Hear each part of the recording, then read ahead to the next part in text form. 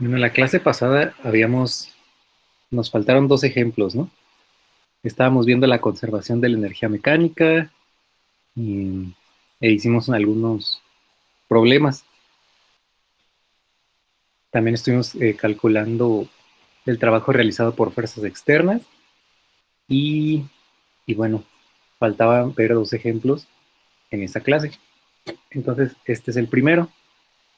Tenemos dos masas, M1 y M2, y ellas están unidas por una polea. Entonces, la masa M1 está atada a un resorte, el cual está sujeto a una pared, y se va a comprimir una distancia X. Entonces, pues se comprime y luego se suelta, y entonces M1 comienza a moverse a la derecha, y por lo tanto M2 comienza a bajar.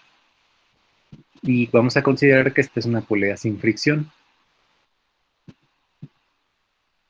Y lo que nos pide el problema es encontrar la velocidad de los bloques después de que el bloque de masa M1 es liberado y el bloque de masa M2 ha caído una distancia de 40 centímetros. Entonces M1, los datos que nos da el problema es que M1 son 6 kilos, M2 son 4 kilos, mu K, que es el coeficiente de fricción, es 0.2, y K, que es la constante del resorte, de 180 newtons metro, y pues el desplazamiento que realiza, o sea, el desplazamiento que uno hace para comprimir el resorte es 30 centímetros.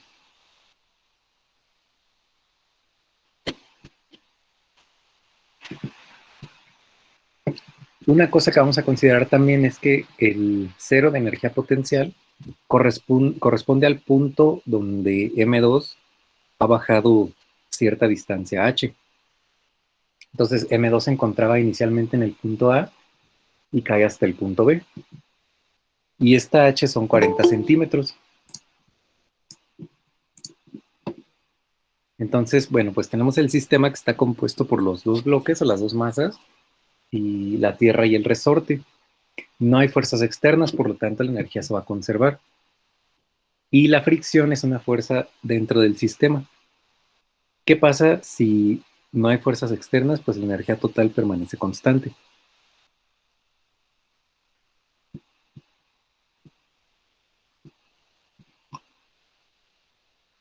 Ahora, A, también me faltó decirles, A es la posición donde está M1 cuando está comprimido y B es la posición ya cuando se suelta y donde vamos a medir la velocidad.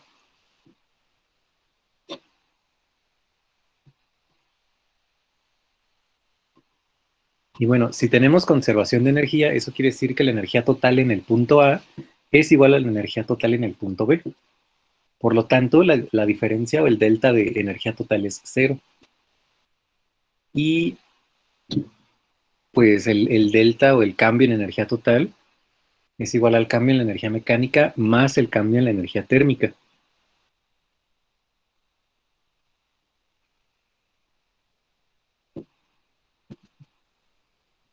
Y pues nosotros entonces aquí ponemos o asociamos la energía térmica justo con la fricción por la distancia.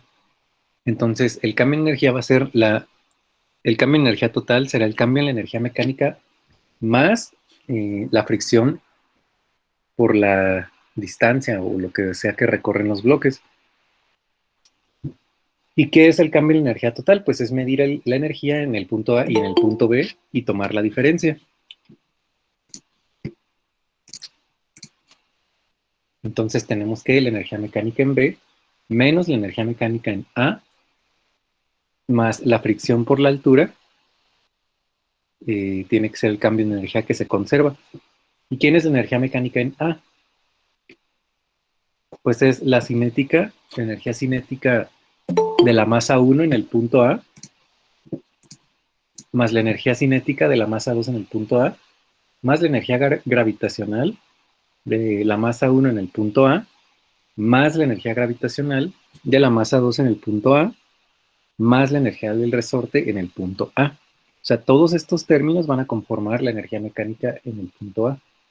¿Y qué de estas cosas existen? Bueno, pues para empezar, la masa 1, cuando estamos en el punto A, o sea, cuando está comprimida, pues no se está moviendo, ¿no? Entonces no tiene energía cinética y esa contribución es cero. Lo mismo para la masa 2. En el punto A todavía no se comienza a bajar la masa 2 y por lo tanto la energía cinética ahí es cero.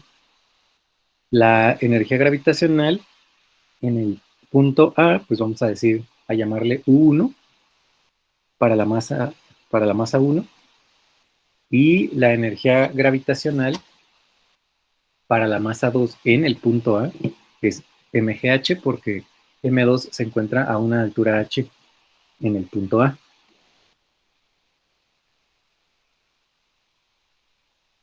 Y bueno, tenemos además la energía potencial del resorte en el punto A. Entonces, de todas estas cosas, lo único que nos sobrevive es la energía gravitacional de la masa 1, que es U1, la energía potencial de la masa 2, que es M2GH, y la energía potencial del resorte, 1 medio de kx cuadrada.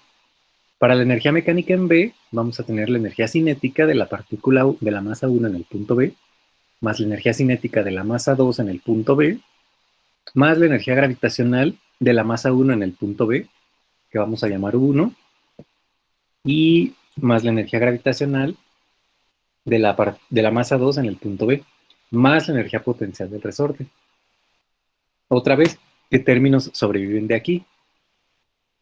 Pues de aquí nada más nos va a sobrevivir la energía cinética de la masa 1 porque ya se está moviendo, la energía cinética de la masa 2 que también ya se está moviendo, la energía gravitacional de la partícula 1 y nada más, porque en el punto B la energía gravitacional de la partícula 2 es cero. Si se fijan, cuando M2 cayó hasta el punto B, pues ya ahí es el cero de energía potencial y no tomamos en cuenta esa contribución. Y tampoco tenemos energía potencial del resorte, porque ahí ya fue liberado. Entonces ya está en una posición de equilibrio. Y entonces la energía mecánica en B va a ser 1 medio de la masa 1 por la velocidad al cuadrado, más 1 medio de la masa 2 por la velocidad al cuadrado, más U1. Y lo que tenemos que hacer pues es igualar, porque precisamente la energía se conserva. Y vamos a tener la expresión que tenemos aquí para el cambio de la energía total, pues sustituimos, ¿no? Primero es la energía mecánica en B, menos la energía mecánica en A, más la fuerza de fricción por la altura. Entonces tenemos 1 medio de la masa 1 más la masa 2 por la velocidad al cuadrado, más U1, menos, eso es la energía mecánica en B, menos la energía mecánica en A, que será U1 más M2GH más 1 medio de kx cuadrada, más la fuerza de fricción por la altura, que la fuerza de fricción está dada por el coeficiente de fricción MUCA y la mg, ¿no? Entonces queda MUCA M1G. Eso es la conservación de la energía. Y ahora pues algunos términos se van a eliminar ahí, en particular la energía potencial, y entonces nos vamos a quedar con que 1 medio de la masa 1 más la masa 2 por la velocidad al cuadrado, menos M2GH, menos 1 medio de kx cuadrada, más MUCA M1GH es 0. Y de aquí, pues uno puede hacer un simple despeje y obtener la velocidad, porque la velocidad ya la tenemos en un solo término. Entonces despejamos a partir de ese término y nos queda que la velocidad al cuadrado es kx cuadrada más gh por m2 menos MUCA m1 por 2 sobre m1 más m2. Y sacamos raíz a eso. Y ya tenemos todos los valores, ya tenemos K, ya tenemos cuánto se comprime el resorte, que es X. Tenemos H, tenemos las masas, el coeficiente de fricción. Y entonces la velocidad nos da de 1.95 metros por segundo. Eso es lo que nos estaba pidiendo el problema. La velocidad de los bloques después de que el bloque de masa 1 es liberado y el bloque de masa M2 ha caído una distancia de 40 centímetros. Lo único que hicimos fue aplicar conservación de energía mecánica y de ahí despejamos la velocidad.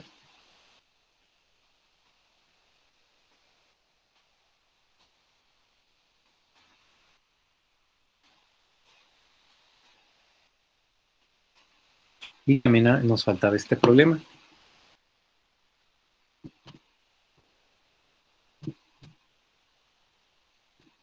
En el que teníamos que una persona empuja una caja de 4 kilogramos que está inicialmente en reposo sobre una superficie horizontal a una distancia de 3 metros con una fuerza que está aplicando de magnitud 25 newtons.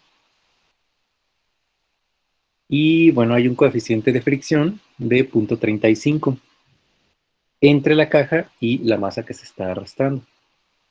El problema nos pide encontrar el trabajo externo hecho sobre el sistema bloque-mesa y luego la energía disipada por fricción y después la energía cinética final de la caja y la rapidez de la caja.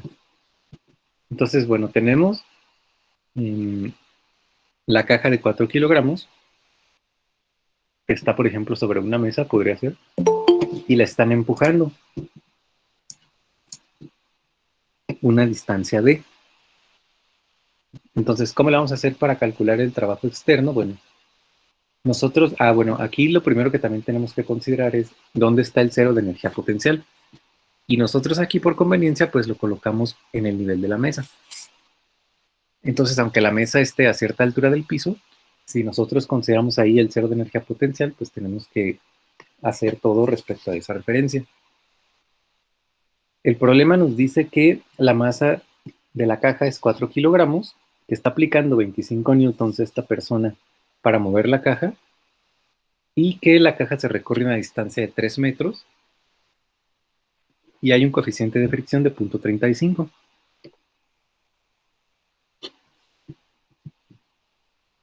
Nosotros ya sabemos que en ausencia de fuerzas externas, pues el trabajo realizado es, para sistemas aislados, el trabajo realizado por fuerzas externas es cero. Aquí, pues lo que queremos determinar es precisamente el trabajo hecho por las fuerzas externas. Y lo que tenemos que hacer es aplicar la conservación de la energía también. Más bien, no la conservación de la energía. Más bien es el hecho de que el trabajo realizado por las fuerzas externas es igual al cambio en la energía total del sistema, que es la energía mecánica más la energía térmica. La energía mecánica, otra vez, está dada por la energía cinética más la energía potencial. Y la energía térmica, pues es la energía disipada por fricción. Otra vez es la fricción por la distancia.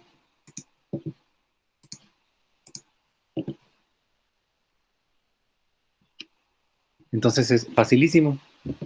¿Cómo calculamos el trabajo realizado por las fuerzas externas? Pues es simplemente la fuerza por la distancia. Son los 25 newtons que está aplicando la persona multiplicados por los 3 metros, que es lo que se recorre la caja.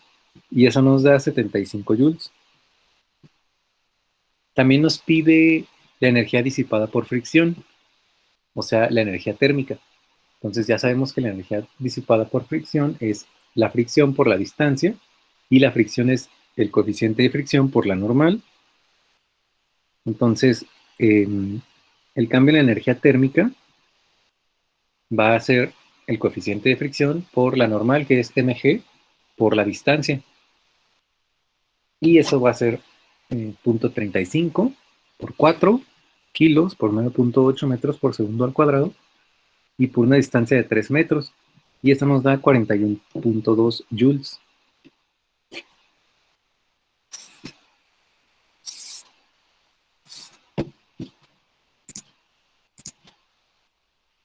Luego el problema nos pide determinar la energía cinética final de la caja y la rapidez de la caja.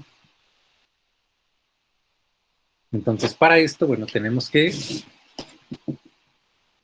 el trabajo realizado por las fuerzas externas es igual al cambio en la energía cinética más el cambio en la energía térmica. Y la energía cinética, bueno, el cambio en la energía cinética es la energía cinética final menos la energía cinética inicial. Pero no hay energía cinética inicial porque está en reposo. Entonces, solamente tenemos energía cinética final. Y de aquí, pues uno puede despejar la energía cinética final, que es lo que nos pide el inciso C. Entonces, la energía cinética final va a ser el trabajo realizado por las fuerzas externas, que ya calculamos en el inciso A, menos la energía térmica,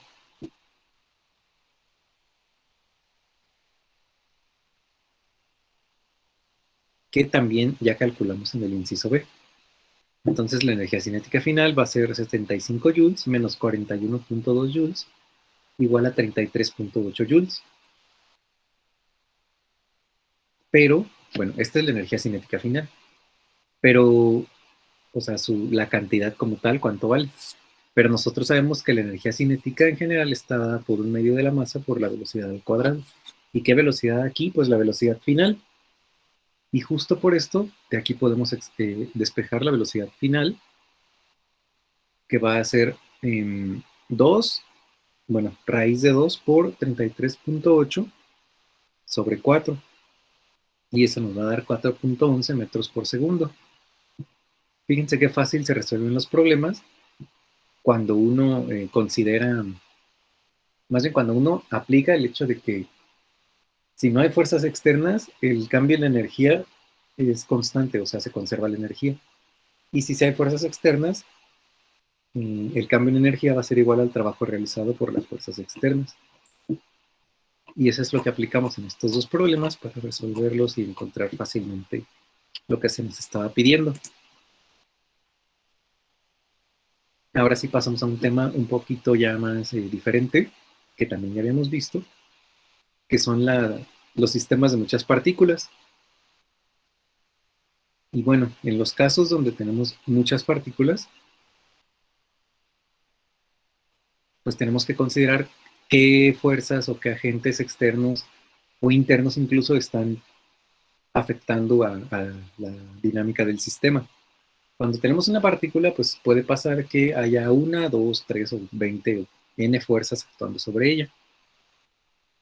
Pero cuando tenemos ese caso de una partícula, la ley de Newton nos dice que la fuerza neta es igual a la masa por la aceleración, donde la fuerza neta pues son todas las fuerzas que están actuando sobre la partícula que se esté considerando.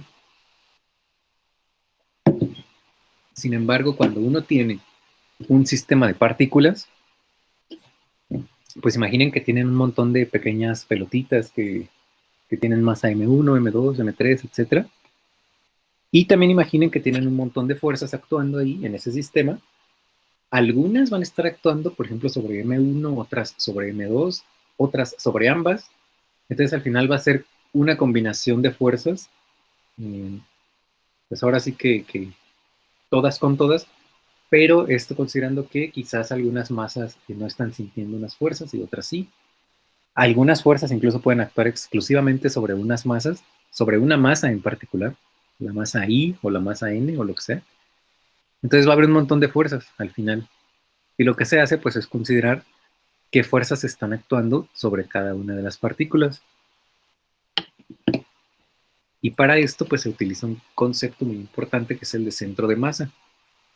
El concepto de centro de masa pues nos va a permitir analizar sistemas que están compuestos de muchas partículas y resolver de manera muy simple los problemas que se plantean en estos casos. Si antes habíamos dicho que, o Newton nos enseñó que la fuerza neta aplicada sobre la masa o el sistema en cuestión es igual a la masa por la aceleración, entonces en este caso las fuerzas externas tienen que ser igual a la masa total dada por todas estas partículas por la aceleración de quién, de la partícula 1 o de la partícula 2 o de cuál partícula. Pues no, por la aceleración de algo que se llama el centro de masa. Entonces, el centro de masa puede interpretarse como más o menos un promedio de las posiciones de todas las partículas. Y bueno, se considera una partícula que el problema como que se reduce a considerar una partícula con masa total ubicada en ese punto.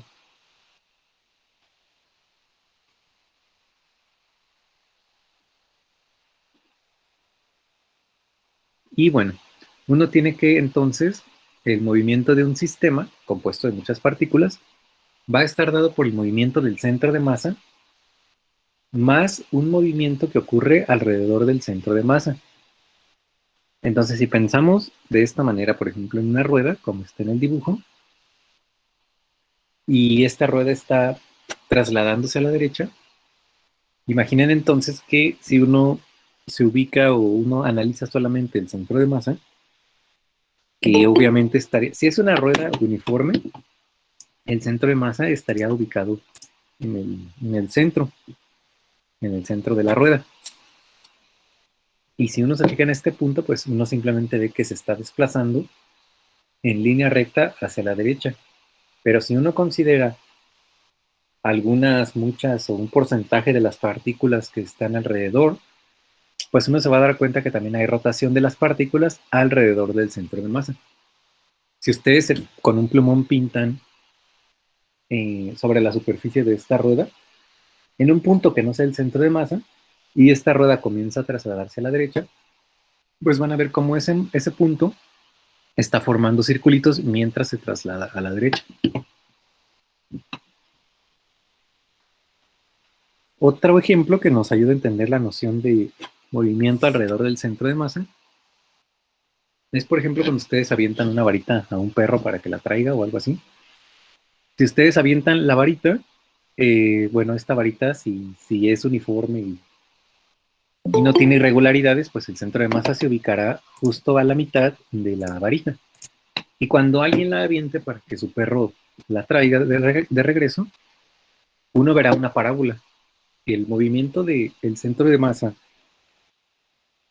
en este caso de una varita que es arrojada, es una parábola. Pero también se ven los efectos de la rotación alrededor del centro de masa, porque todos los puntos que están en la varita pues están rotando mientras ésta se traslada a lo largo de esta parábola.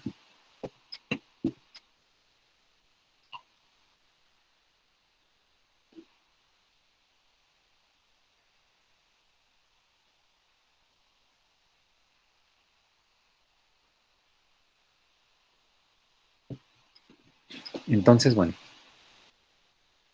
regresando al centro de masa. Si uno tiene un sistema de partículas, el centro de masa se define como el punto que se mueve con dos condiciones, ¿no? La primera es como si toda la masa del sistema estuviera concentrada en ese punto. Esa es una característica del centro de masa. Y dos, todas las fuerzas externas estuvieran aplicadas ahí. Entonces, si alguien les pregunta, eh, ¿cuál es el centro de masa o cómo se define? Bueno, es el punto que se mueve como si toda la masa del sistema estuviera concentrada ahí y como si todas las fuerzas externas fueran aplicadas ahí.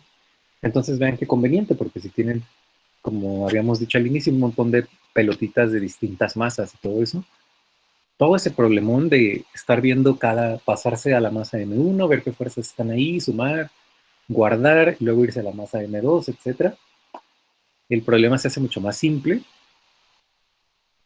Lo que se hace es decir, bueno, ¿qué fuerzas actúan sobre el sistema? Esta.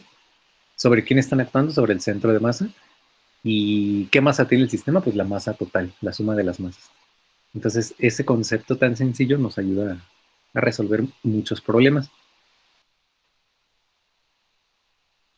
Entonces, piensen, por ejemplo, cuando ustedes tienen dos masas, M1 y M2, y quizás están unidas por una barra o algo así. Y uno, pues, si toma este sistema, que son la masa M1 y M2 unidas por una barra, uno puede encontrar una posición a lo largo de la barra, donde si uno ahí posa la barra en alguna parte, esta se va a quedar en equilibrio. Y bueno, viendo este dibujo, la distancia, o sea, ese punto no se conoce a priori, ¿no? Claro, a menos que la masa M1 y M2 sean iguales, y entonces pues el centro de masa estará ubicado a la mitad de la barra, si la barra es uniforme también. Pero en general no se conoce. Entonces, viendo este dibujito, vemos que la masa M1 está a una distancia D1 del centro de masa y la masa M2 está a una distancia D2 del centro de masa. Ahora, todo este sistema, o en este dibujo en particular, como en cualquier problema de los que resolvemos, tiene que existir un, ¿cómo decirlo? Pues un sistema de referencia, ¿no? Desde donde el cual pues está viendo al sistema compuesto por la barra y las masas. Y en este caso, nosotros colocamos el sistema de referencia a la izquierda, de tal manera que el sistema de las masas esté ubicado a la derecha del origen, pues vamos a tener que primero, que respecto al origen, la masa 1 está ubicada a una distancia x1, también que respecto al origen, la masa m2 está ubicada a una distancia x2, y que el centro de masa está ubicado a una distancia xcm, cm por centro de masa. Entonces, de esto uno puede ver que la masa m1 por la distancia 1 tiene que ser igual a la masa m2 por la distancia 2. Y entonces uno puede despejar y escribir que m2 de 2 menos m1 de 1 es igual a 0. Y entonces el centro de masa, respecto, o sea, considerando este dibujo, ¿qué posición tiene? El centro de masa pues va a ser la distancia x1, que es la línea roja que está arriba, más la distancia 1, que es la línea azul.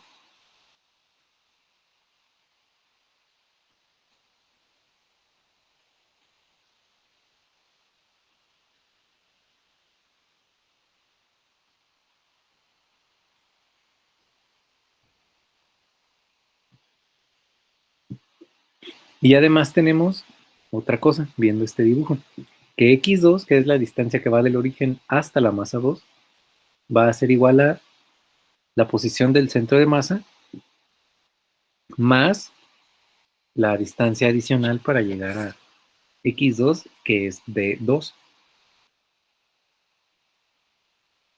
Bueno, aquí me salté lo del centro de masa. Sí. Entonces, bueno, habíamos dicho que m2 de 2 menos m1 de 1 es 0, y eso es, podemos llamarle ecuación 1. Y entonces el centro de masa va a ser igual a, viendo el dibujo de arriba, ¿a quién? A x1, que es la distancia del origen a la masa m1, más d1, que es la distancia de la masa m1 a el centro de masa del sistema.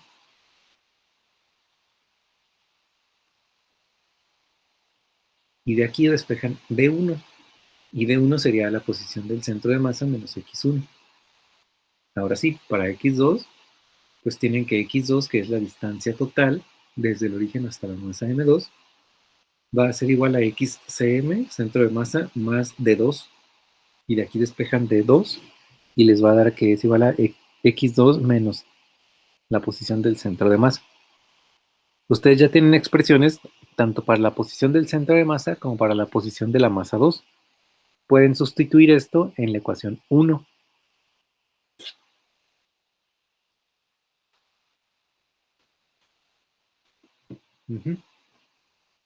Y con eso van a obtener que la masa 2 por la distancia 2, que es x2 menos x centro de masa, menos la masa 1 por la de 1, que es xcm menos x1, es igual a 0.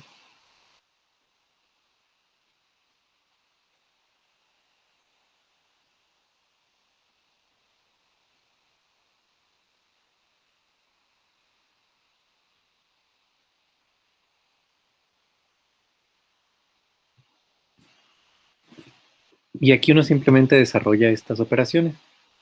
Entonces vamos a tener que M2X2 menos M2XCM menos M1XCM más M1X1 es igual a 0, y esto implica que M1X1 más M2X2, dejando por el lado izquierdo las masas M1 y M2, tiene que ser igual a M1X centro de masa más M2X centro de masa.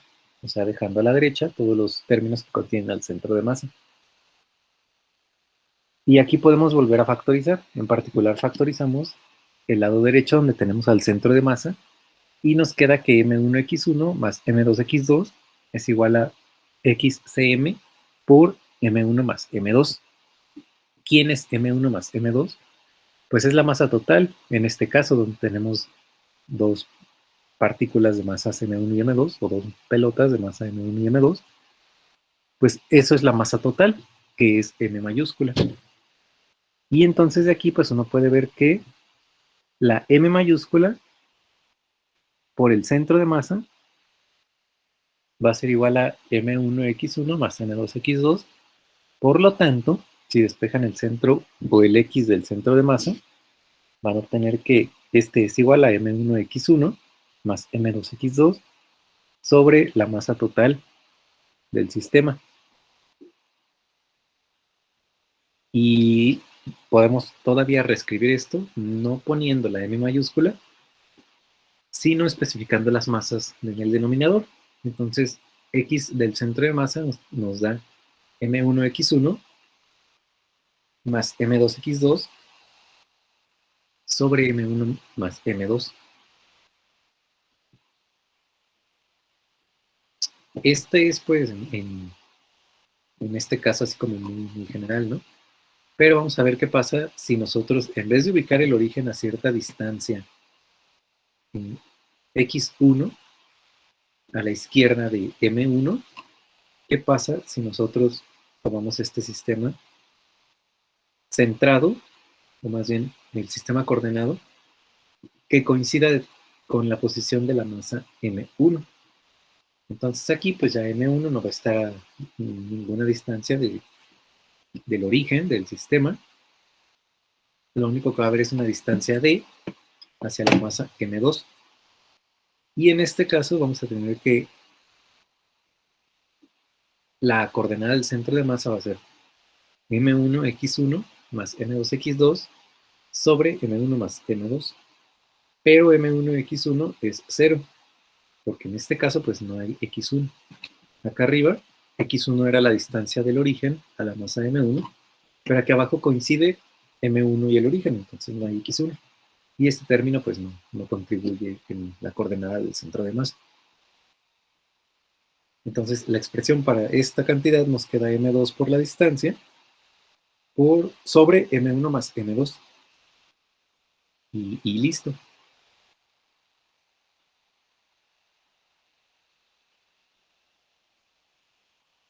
Ahora, ¿qué ocurre si se toman dos masas iguales? Arriba estábamos hablando en términos muy generales, son dos masas que no coinciden, pero puede haber algún caso donde las masas M1 y M2 sean iguales.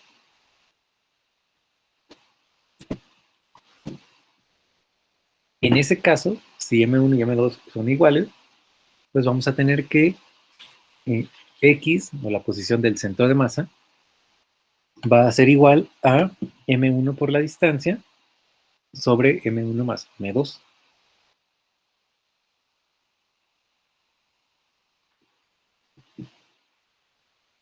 Otra vez, si las masas son iguales, pues simplemente tenemos M1 sobre 2M1 por la distancia. Se cancelan las masas y vamos a tener que la posición del centro de masa está ubicada a una distancia de sobre 2. ¿Y qué significa d sobre 2? Pues significa la mitad de la distancia que separa a ambas masas. Y esto pues va acorde a nuestra intuición, que nos dice que para poner el equilibrio a algo, pues tenemos que, mientras ese algo sea esté compuesto de una distribución de materia uniforme, si uno coloca algún soporte en el centro de este sistema, por así decirlo, pues el sistema se mantiene en equilibrio.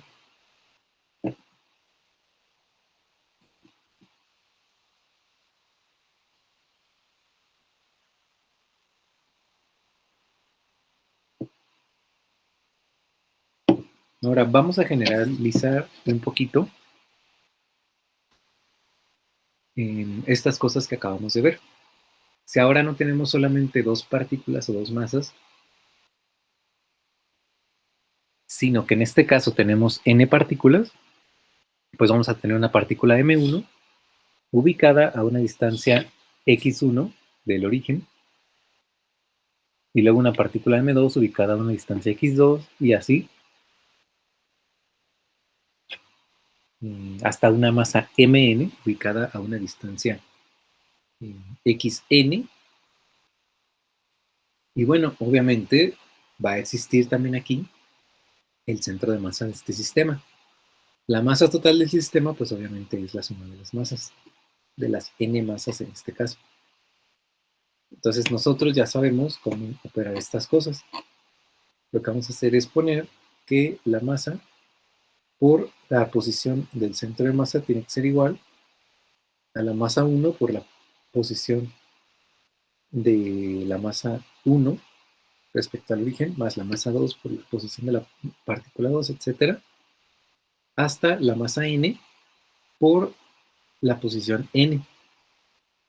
Y como esto es una suma que se realiza para todos los términos, para todas las masas que están considerándose en este sistema, pues podemos ponerlo en términos de una suma. Y vamos a tener que la masa por la posición del centro de masa va a ser igual a la suma desde L igual a 1 hasta N de MLXL.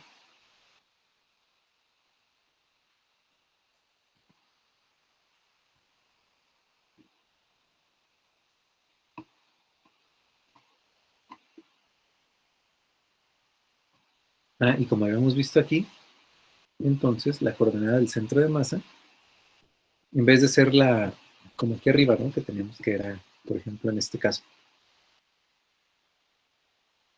M1x1 más M2x2 sobre M1 más M2, en el caso en el que tenemos dos partículas, pues ahora esta se va a convertir en una suma.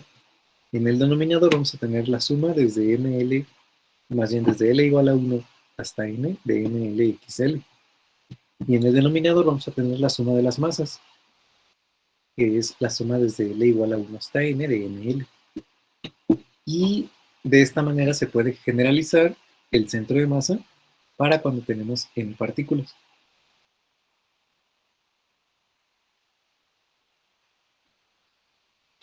Y lo escribimos como ese cociente.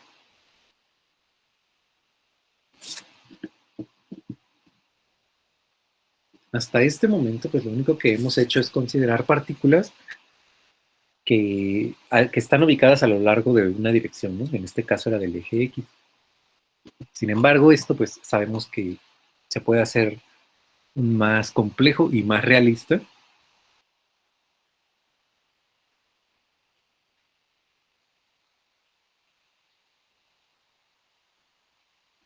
Y ver qué pasa cuando tenemos el sistema coordenado o R3.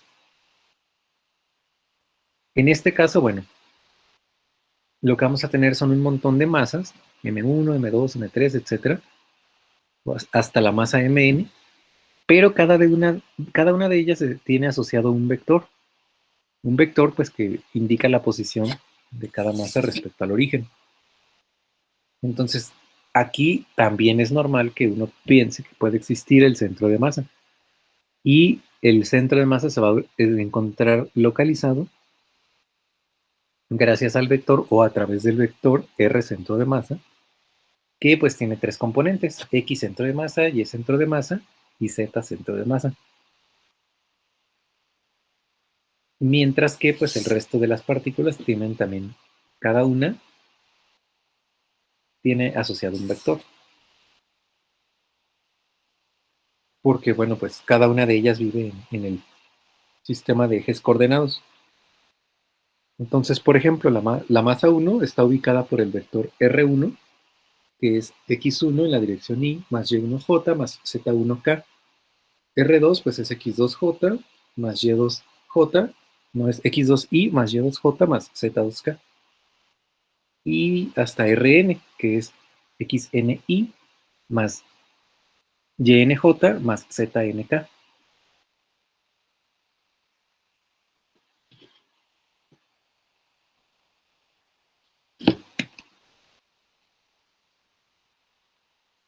Ahora nosotros pues ya vimos cómo se ve la coordenada en X del centro de masa. ¿Cómo se ve? Pues como esta fórmula que está encerrada en el cuadrado rojo. De esa manera uno encuentra cuál es la posición a lo largo del eje X del centro de masa. Para encontrar las coordenadas del centro de masa en las otras direcciones, pues tenemos que hacer algo similar. Aquí vamos a tener que la masa 1 por la coordenada en Y1 más la masa 2 por la coordenada en Y2, etcétera, hasta la masa n por Yn, son el término que tenemos aquí arriba, ¿no? Como en este ejemplo, ¿no? Que tenemos X centro de masa, M1X1 más M2X2, así. Bueno, pues ahí en vez de X vamos a poner Y. Y análogamente, cuando analicemos Z, pues en vez de X1 y X, M1X1, M2X2, etcétera, vamos a tener M1, Z1, más M2, Z2, y hasta la masa N. Entonces, eso es lo que ponemos aquí.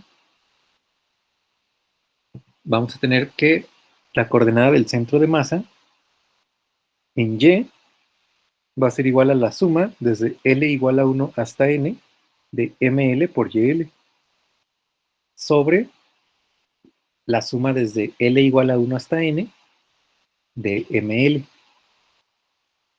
O sea, dividen sobre la masa total. Y para Z vamos a tener que la suma desde, bueno, que la posición del centro de masa o la coordenada en Z del centro de masa va a ser igual a la suma desde L igual a 1 hasta N de ML, ZL, sobre la suma desde L igual a 1 hasta N de ML. O sea, otra vez están dividiendo entre la masa total. Y entonces ya ustedes tienen cómo calcular las componentes del centro de masa a lo largo de cada dirección, de X, Y y Z. Entonces, ¿cuál va a ser la posición? Bueno, ¿esta que nos lleva? A algo similar a lo que habíamos visto acá arriba en este análisis, ¿no? A que la masa total, en este caso donde habíamos considerado una dimensión, teníamos que la masa total por la coordenada en X del centro de masa es igual a M1X1 más M2X2 cuando teníamos dos masas. Bueno, pues en analogía a esto, acá vamos a tener que la masa total por el vector que nos indica o nos ubica al centro de masa va a ser igual a la masa total por la coordenada en X del centro de masa y más la masa total por la coordenada en Y del centro de masa J más la masa total por la coordenada en Z del centro de masa en la dirección K.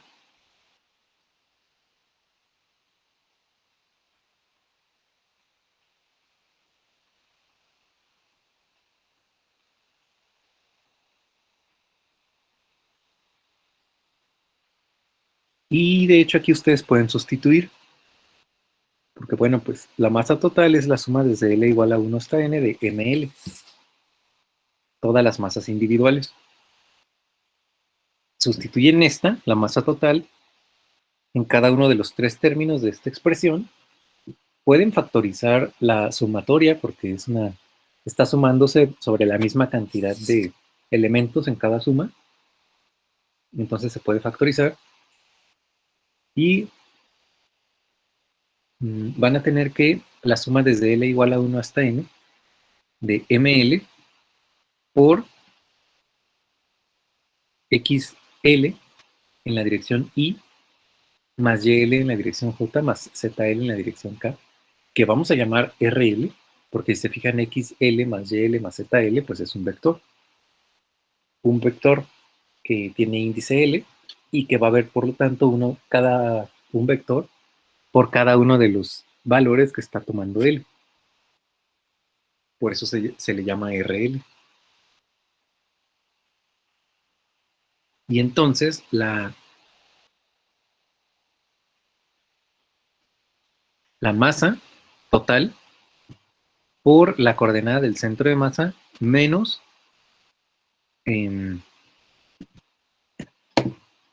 siguiendo siguiendo este ejemplo de aquí, que m por x del centro de masa igual a m1x1 más m2x2, etc. Bueno, aquí la masa total por el centro de masa va a ser igual a la suma sobre L, desde L igual a 1 hasta N, de ML por el vector RL. Y ahora ya lo tienen en términos de una suma. Entonces ya pueden despejar. L, más bien ya pueden despejar la posición del centro de masa, que va a ser igual a la suma desde L igual a 1 hasta N de MLRL sobre la suma desde L igual a 1 hasta M de ML. El denominador otra vez es la masa total, y aquí pues simplemente, o sea, no hicimos nada nuevo, estamos encontrando esta misma expresión que está encerrada en el cuadro rojo, pero para el caso general de 3 dimensiones. Y en ese caso general, pues no es un X centro de masa, es un R, un vector, R centro de masa, y eso es lo único que cambia. Y en vez de aquí tener, como tenemos acá XL, pues vamos a tener una serie de vectores acá, RL, que son los que ubican a cada una de las partículas del sistema.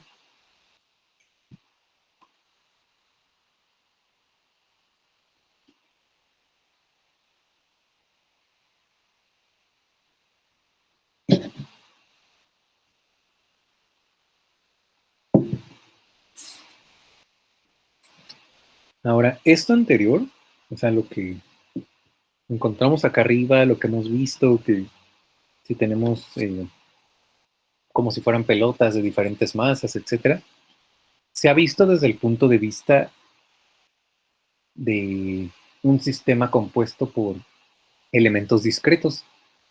¿Cuáles son estos elementos discretos? Pues son las masas individuales, ¿no? Pero puede haber casos donde estemos buscando el centro de masa para una distribución de materia, o sea, para un objeto que es un continuo. Y entonces en este caso pues ya no serían una serie de partículas o una serie de pelotitas o una cosa así, sino ya sería una distribución de materia como tal.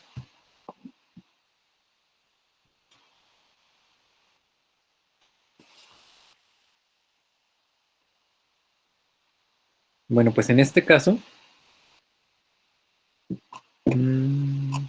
lo que vamos a tener es aquí, como siempre, un sistema de coordenadas, desde donde se miren las cosas. Además, vamos a tener o a dividir la distribución de materia en pequeños elementos de masa que vamos a llamar delta ML. Delta ML, pues porque va a haber una suma de todos estos elementos que tienen subíndice L. Por lo tanto, le ponemos delta ML. Y cada uno de estos elementos de masa, de masa que construyen al continuo o la distribución de materia, tiene asociado un vector RL. Entonces, por lo tanto, va a haber un montón de vectorcitos que están indicando dónde están ubicadas todas y cada una de las pequeñas partes que conforman la distribución de materia. Y además vamos a tener, otra vez, el vector del centro de masa de este sistema, que pues une al origen del sistema de coordenadas con el centro de masa. Aquí nada va a cambiar. O sea, nada en el sentido de la forma de donde deducimos las cosas. Aquí, por ejemplo, tenemos que la masa por la posición del centro de masa, que es RCM, va a ser igual a la suma sobre L de ML por RL. Y entonces, lo que se hace es tomar elementos de masa que constituyen a esta distribución de materia. Vamos a considerar estos elementos cada vez más pequeños. O sea, vamos a considerar elementos infinitesimales. Y cuando uno hace que cada vez sea más fina la distribución de elementos que constituyen a esta distribución, pues uno dice que la delta ML está tendiendo a cero, porque estas pequeñas masas cada vez son más pequeñas. Entre más pequeñas, pues la masa va tendiendo a cero. Y nosotros sabemos que en este límite, cuando uno hace tender a cero los pequeños elementos infinitesimales en cualquier análisis que esté haciendo, pues uno ya no está hablando de como de un sistema, en este caso, de un sistema compuesto por elementos discretos, sino ya se va a hablar de un continuo. Por lo tanto, en vez de tener una suma, la suma se va a convertir en una integral. Entonces vamos a tener que la masa total de la distribución de materia por la coordenada del centro de masa va a ser igual a la integral de la posición por el diferencial de masa. Ojo, pues una distribución de materia puede ser de distinta naturaleza. Podemos estar hablando, por ejemplo, de, no sé, a una cosa que tiene volumen, ¿no? Y nosotros sabemos que en esos casos, pues la densidad podemos definirla como masa sobre volumen. Pero la distribución de materia no necesariamente tiene que ser una distribución volumétrica. Podría ser una hoja de papel, por ejemplo. Y en ese caso no hablaríamos de densidad volumétrica, sino de densidad por unidad de área. Entonces, la densidad por unidad de área es sigma, que es la masa sobre el área. Mientras que también no, siguiendo estos ejemplos, uno también podría tener una distribución de materia que fuera un cable, por ejemplo, y en ese caso ya no habría una densidad de área, sino una densidad por unidad de longitud. Entonces, en este caso hablaremos de una lambda, que sería cantidad de masa por unidad de longitud. Entonces, ya dependiendo de qué tipo de distribución de materia estén analizando en algún problema, pues van a poder utilizar la, los diferentes tipos de densidad.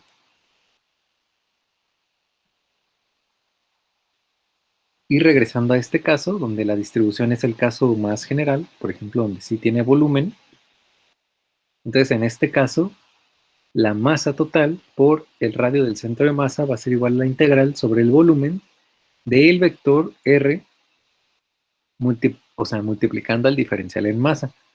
Pero ¿quién es el diferencial en masa de acuerdo a estas fórmulas que puse para las densidades? Considerando una distribución volumétrica, pues el diferencial de masa tiene que ser la ρ por un diferencial en volumen, despejando la masa, que sería ρ por b, y sacando diferencial, pues sería ρ por db. Entonces uno tiene que integrar sobre el volumen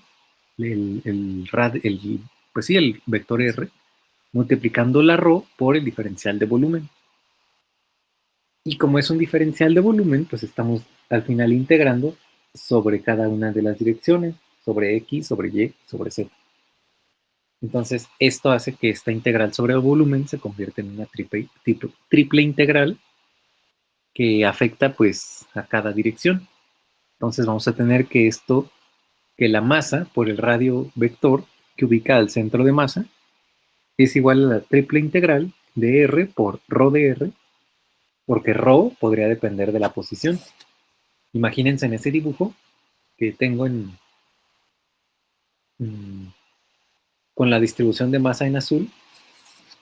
¿Qué pasa si hasta arriba la distribución es muy densa? O sea, que la mayor cantidad de materia se ubica en la parte de arriba de esta distribución de materia azul, y más hacia abajo que la materia o el objeto en cuestión es muy poco denso. Pues entonces eso significaría que la densidad está dependiendo de en dónde está ubicado el elemento diferencial de masa, y por lo tanto habría que considerar esto en la integral triple. Por eso se pone dentro de la integral. Y el diferencial del volumen, ¿quién va a ser? Pues va a ser de X, de Y y de Z. Ese es el caso más general, cuando tenemos una distribución volumétrica. Para el caso donde tenemos densidad por unidad de área, entonces en ese caso vamos a tener que la masa por el vector del centro de masa va a ser igual a la integral doble, porque estamos integrando ahora sobre un área, entonces ya no es triple, sino es doble, de R por sigma. Sigma es la densidad por unidad de área, por dx de y, que es el diferencial de área. Otra vez, si estamos considerando, por ejemplo, una hojita que no es uniforme, pues entonces sigma tiene que depender de R, por lo tanto no sale de la integral. Estos son los casos más generales. Y finalmente, cuando uno quiere determinar o aplicar esta relación de m por el radio del centro de masa a una distribución de una dimensión, pues entonces uno tendría que integrar acá solo sobre una dimensión. Entonces sería la integral sobre S del vector R por lambda, que también depende de R, por ds. Por ejemplo, piensen que aquí estamos considerando un cable.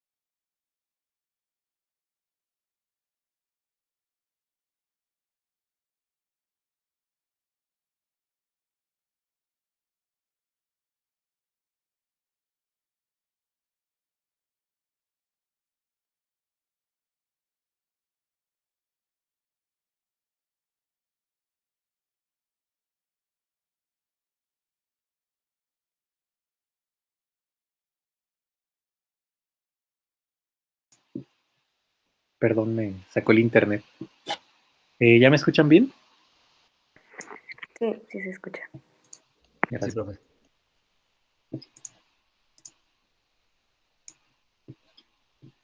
Y antes de irme, un poquito antes, ¿sí escuchaban bien? Sí, también. Ok, gracias. Bueno, entonces regresamos.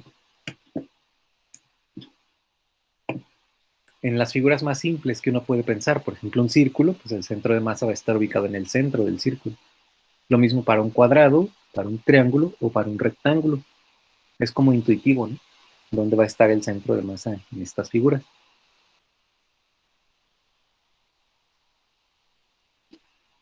Pero bueno, ya vimos que hablamos de centro de masa tanto en distribución de materia, que son como la hoja, el triángulo, un cubo, una pirámide o lo que sea, o en sistemas compuestos por elementos discretos, como en el caso donde hablábamos de las pelotitas y todo eso.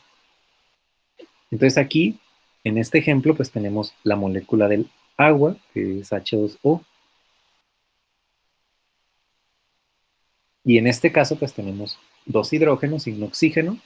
El hidrógeno, bueno, lo primero es colocar el sistema de referencia, y por simplicidad, creo que lo más simple es ubicarlo de tal manera que el cero coincida con el oxígeno. En ese caso, pues si se fijan, vamos a tener que el cero está en el origen y hay un hidrógeno eh, como hacia arriba y otro hidrógeno hacia abajo, y están ubicados estos hidrógenos a una distancia d del oxígeno. Y además vamos a tener que hay un ángulo de 104.5 grados entre las líneas que unen al oxígeno con cada hidrógeno. Esa es la geometría del problema, ¿no? Además, el problema nos da la distancia d, que es la distancia entre cada hidrógeno y el oxígeno, que es de 96 picómetros, o sea, 96 por 10 a la menos 12 metros. Además, tenemos que la masa del oxígeno es 16 unidades de masa atómica y la masa del hidrógeno es una unidad de masa atómica. Entonces, ¿cuál es la masa total de este sistema? Pues es la suma de las masas de cada componente. ¿Y quiénes son los componentes? Pues es un oxígeno y dos hidrógenos. Entonces son la masa del oxígeno más la masa de un hidrógeno más la masa de otro hidrógeno. Serían 16 unidades de masa atómica más otra de un hidrógeno más otra del otro hidrógeno. Entonces serían 18 unidades de masa atómica.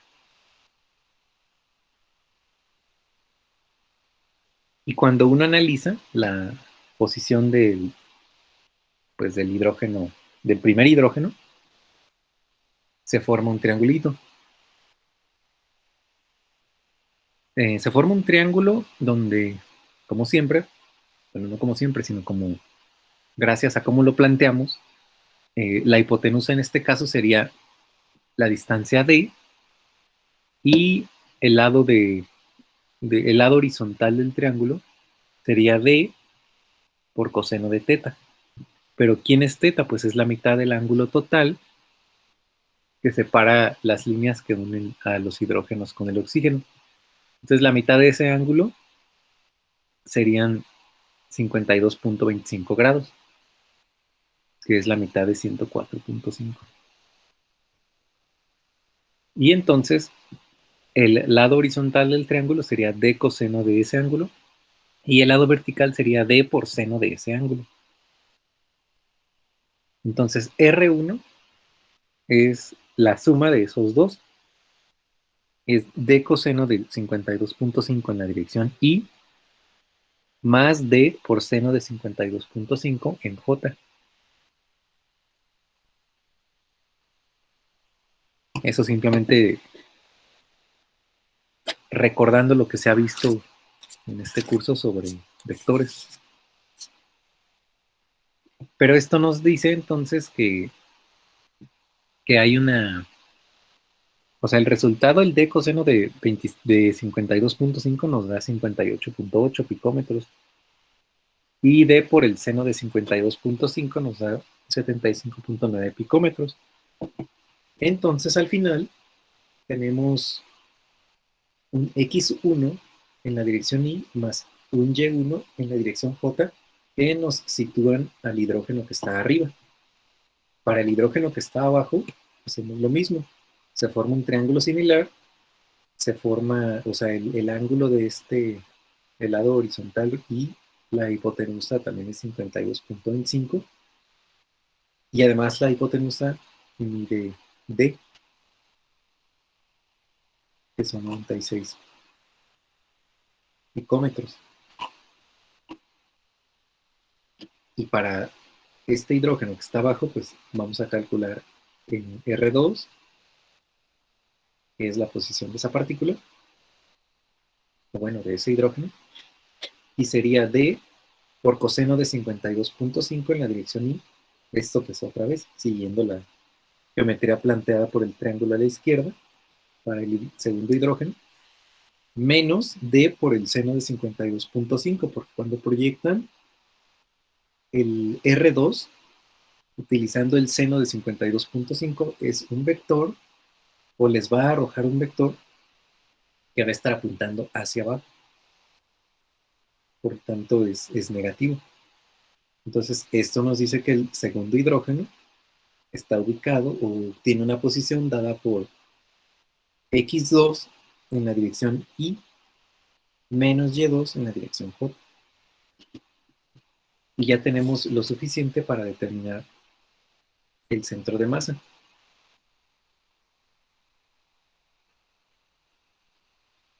Arriba entonces tenemos la masa del oxígeno por la posición del oxígeno, más la masa del primer hidrógeno por la posición de ese hidrógeno, más la masa del segundo hidrógeno por la posición de ese segundo hidrógeno, dividido sobre la masa total del sistema.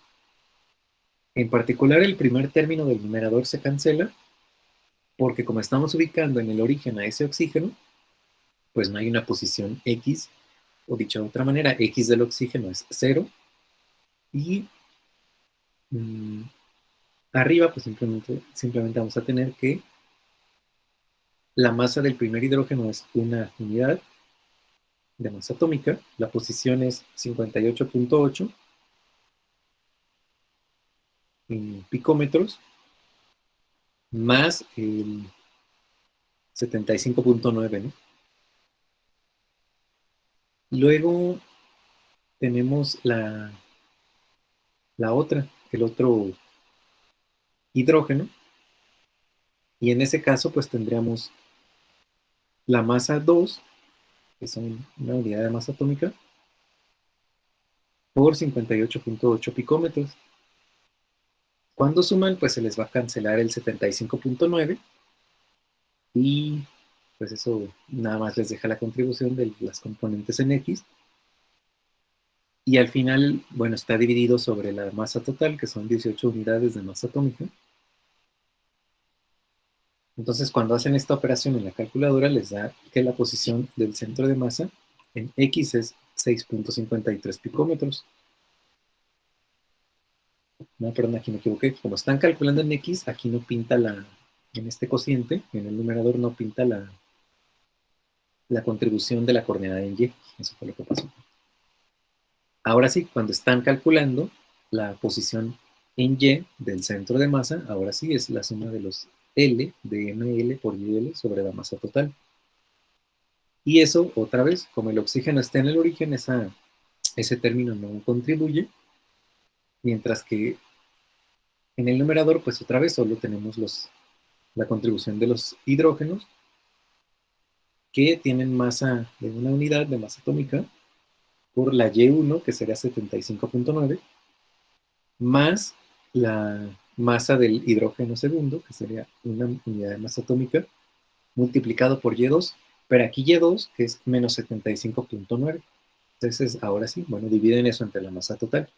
Pero ahora sí, como tenemos una unidad por 75.9 más una unidad por menos 75.9, ahora sí esto sí se cancela y les da 0.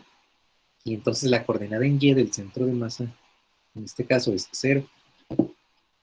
Por lo tanto, la posición del centro de masa total va a ser X del centro de masa en la dirección Y más Y del centro de masa en la dirección J. ¿Y cuánto es X del centro de masa en la dirección Y?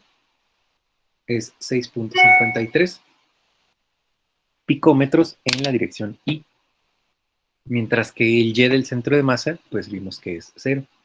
Entonces, en realidad, la posición del centro de masa en este problema de la molécula de agua está ubicada a 6.53 picómetros en la dirección Y.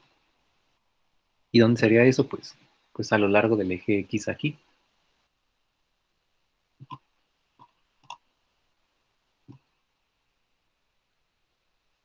Y bueno, pues aquí vemos que el centro de masa está más cerca del lugar donde haya más conservación, más concentración de masa.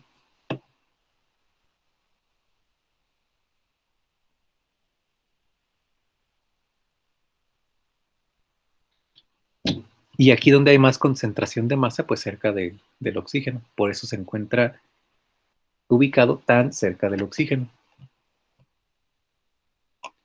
Y obviamente, pues de hecho, como se puede ver de esta figura, era de esperarse, ¿no? Que el centro de masa estuviera ubicado a lo largo del eje X, porque el sistema era muy simétrico. Teníamos el oxígeno en el origen y un hidrógeno arriba y otro abajo, y sería muy raro que el centro de masa nos hubiera salido por encima del eje X, por ejemplo. Pues no era de esperarse. No, eso no, como que no reflejaba la simetría del problema que estamos resolviendo, ¿no?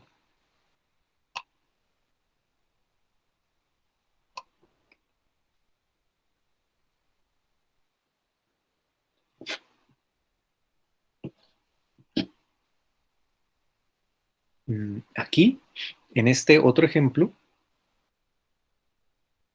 tenemos, imaginen que hay dos distribuciones de materia.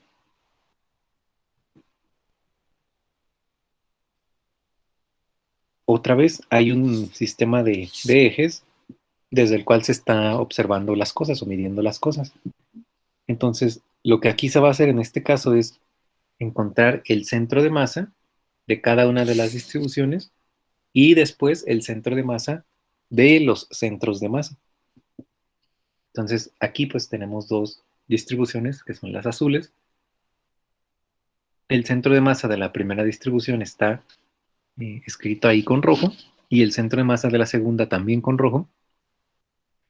Y hay una línea que une ambos centros de masa, una línea imaginaria, y entonces lo que se necesita sacar es el centro de masa de esos centros de masa.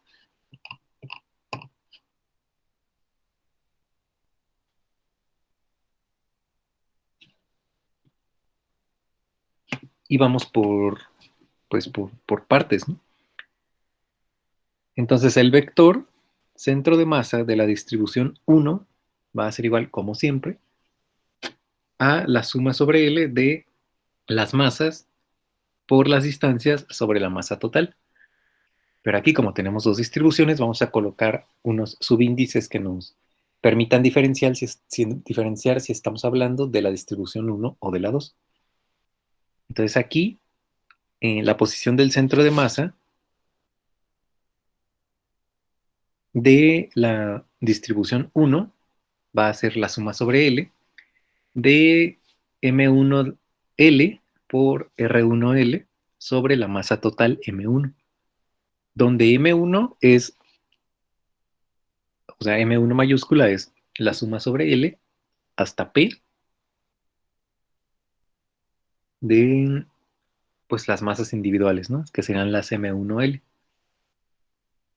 Ahora vamos al centro de masa de la distribución 2. Esa va a ser igual a la suma desde L igual a 1 hasta Q de la masa 2, L por el vector R2L sobre la masa total 2, donde la masa total 2 es la suma desde L hasta Q de M2L.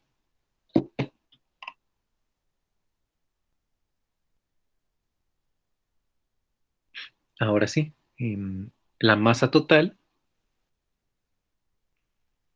por la ubicación del centro de masa, no el de cada uno de ellos, sino el centro de masa de esos centros de masa, va a ser igual a la masa total de la distribución 1 por el vector del centro de masa de la distribución 1 más la masa total de la distribución 2 por el vector del centro de masa de la distribución 2. Y ya tenemos expresiones para cada uno de esos términos. Tenemos, por ejemplo, que esto va a ser igual a la suma sobre, más bien, la suma desde L hasta P de M1L por R1L, más la suma desde L igual a 1 hasta Q de M2L por R2L.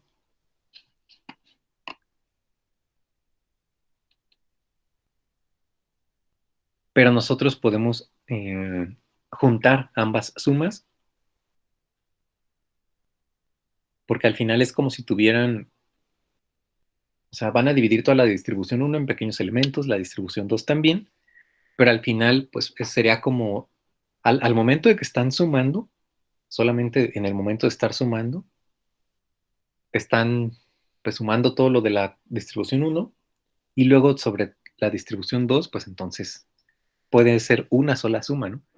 Pero ¿de dónde a dónde? Pues comenzamos, o sea, ahora ya vamos a tener un solo subíndice que sería L, pero ¿hasta dónde vamos a sumar? Pues hasta P más Q, porque no necesariamente tienen la misma cantidad de elementos en los que dividimos cada una de estas distribuciones 1 y 2. O sea, a lo mejor la primera tenía 20 elementos y la otra 50, pues entonces tenemos que considerar que la otra tiene más elementos. Por lo tanto, la suma va hasta P más Q. Y esto considerando pues que hay una densidad uniforme en, en ambas distribuciones de materia. Y entonces de esa manera ustedes pueden encontrar la, el centro de masa, ¿no? Simplemente ahí ya dividirán esta suma desde L hasta P más Q de ML y RL sobre la masa total. Y ahí pues ya terminarían su problema.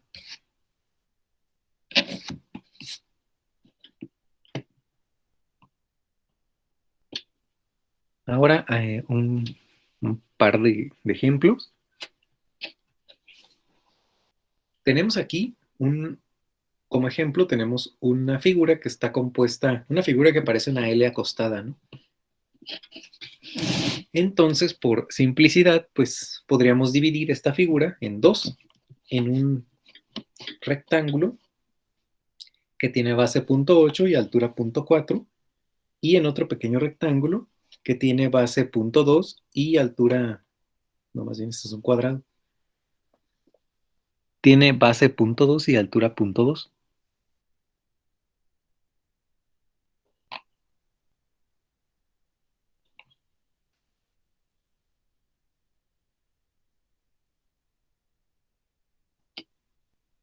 Si dividimos esta figura, que es una L, que parece una L acostada, en dos, pues eso significa que tenemos que encontrar dos centros de masa.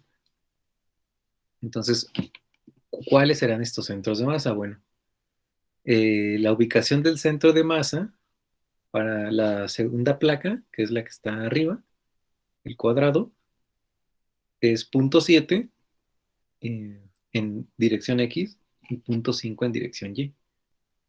Punto .7 porque, bueno, hay punto .6 de aquí, digamos, desde X igual a 0 hasta donde empieza el triángulo de arriba, perdón, el cuadrado de arriba, hay punto .6 metros. Pero este cuadrado mide punto .2 de ancho. Entonces, si es un cuadrado y si tiene densidad uniforme, pues el centro de masa estará ubicado en punto .6 más punto .1, que sería punto .7, en la dirección X. Mientras que en Y estará ubicado a punto .5, siguiendo el mismo tipo de razonamiento, ¿no? Ahora, ahora sí, el rectángulo de abajo, la posición en X va a ser punto .4, que es la mitad de todo ese rectángulo, y de altura va a ser también a la mitad, que es punto .2. Entonces las coordenadas son punto .4 por punto .4, punto .2. Ya tenemos las posiciones de ambos centros de masa. Entonces, la posición en X del centro de masa ya sabemos cómo calcularla.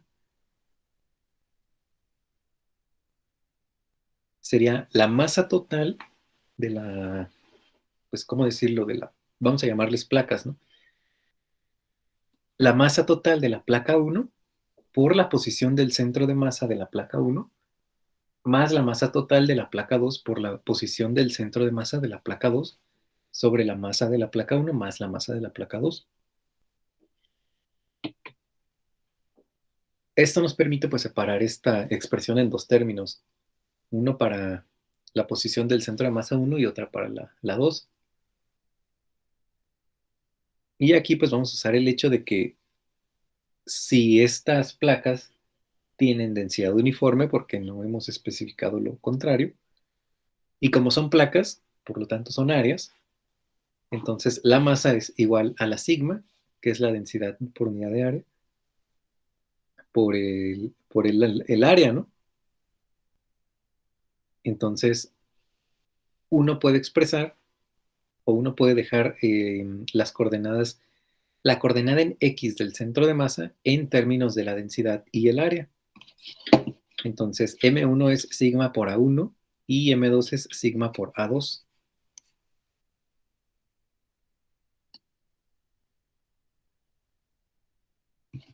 ¿Qué datos tenemos de esto que acabamos de escribir? Pues tenemos área 1 o área de la placa 1, que es punto .8 por punto .4, que es precisamente el rectángulo de abajo. Y tenemos el área 2, que es el área del cuadrado de arriba, que sería punto .2 por punto .2, es punto .04 metros. Y entonces el área total es punto .36 metros, que es área 1 más A2. Ahora sí, regresando al centro de masa, vamos a tener que, sustituyendo estos valores en la expresión de acá arriba para la posición en X del centro de masa, nos da que es igual al área 1, que es punto .32, por la posición del centro de masa de esa placa 1, que es punto .4, la posición en X, sobre la suma de las áreas, que es 0.36.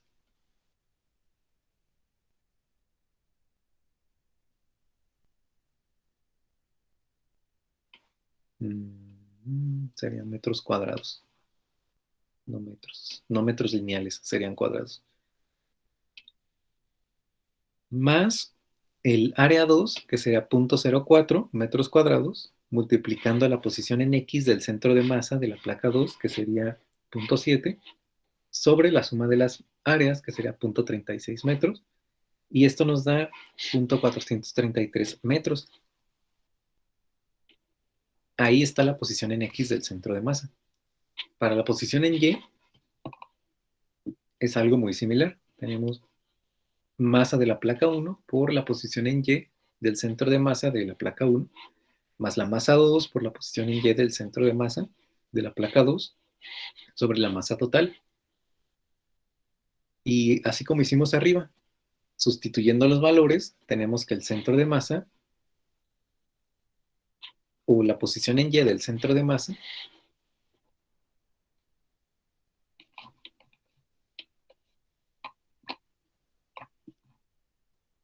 va a ser igual a el área 1 por la posición en Y del centro de masa del área 1 o del triángulo o de la figura 1 sobre el del área total más el área 2 por la posición en Y del centro de masa 2 también sobre el área total. Y eso nos da 0.233 metros. Entonces, en esta figura, si uno quiere calcular el centro de masa, pues uno simplemente dividió la figura en dos figuras más sencillas y uno calculó el centro de masa en cada una de estas figuras, o más bien considerando el área de cada una de estas figuras y la densidad, y con eso uno obtuvo el centro de masa total de toda esta placa que tiene forma de L. ¿Dónde está ubicado el centro de masa ahí? Está ubicado en X igual a 0.433 y Y igual a 0.233.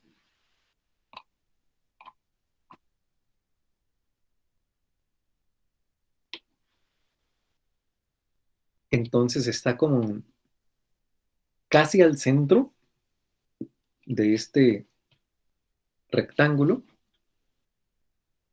pero no exactamente en el centro. Como hay una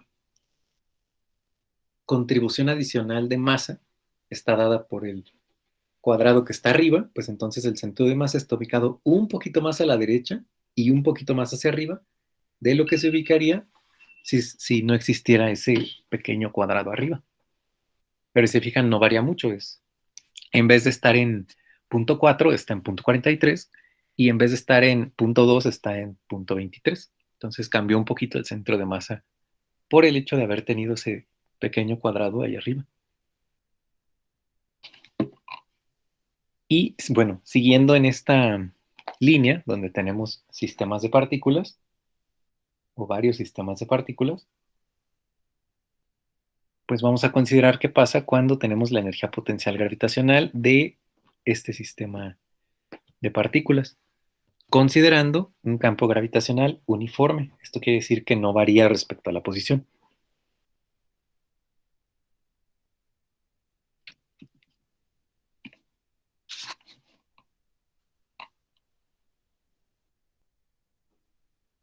Bueno, aquí tomando solamente por efectos ilustrativos dos masas, pues vamos a tener que la masa 1 está a una altura y1 y la masa 2 está a una altura y2, de donde colocamos el cero de la energía potencial.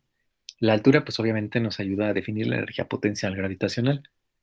Y si tenemos un conjunto grande de masas o de partículas, pues vamos a tener que la energía potencial total va a ser la suma de las energías potenciales individuales de cada uno de estos elementos, pues que conforman el sistema. Entonces, ¿cuáles son estas energías individuales? Pues sería M1 por G por Y1 más M2 por G por Y2 hasta Mn por G por Yn.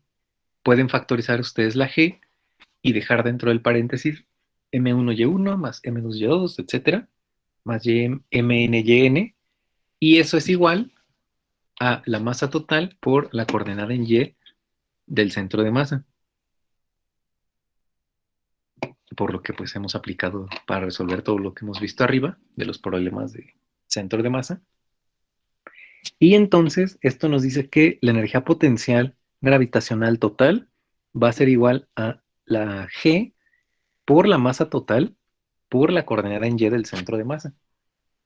O sea, otra vez, la interpretación física es que eh, vamos a ver esto como si la energía potencial fuera la energía correspondiente a toda la masa, igual a la suma de las masas individuales, concentrada en el centro de masa que aquí llamamos YCM. Entonces, en este caso sería como considerar la energía potencial de una partícula de masa igual a m total, ubicada en la posición Y centro de masa. Y vean cómo el concepto de centro de masa pues, nos permite resolver muy fácil estos problemas de muchas partículas.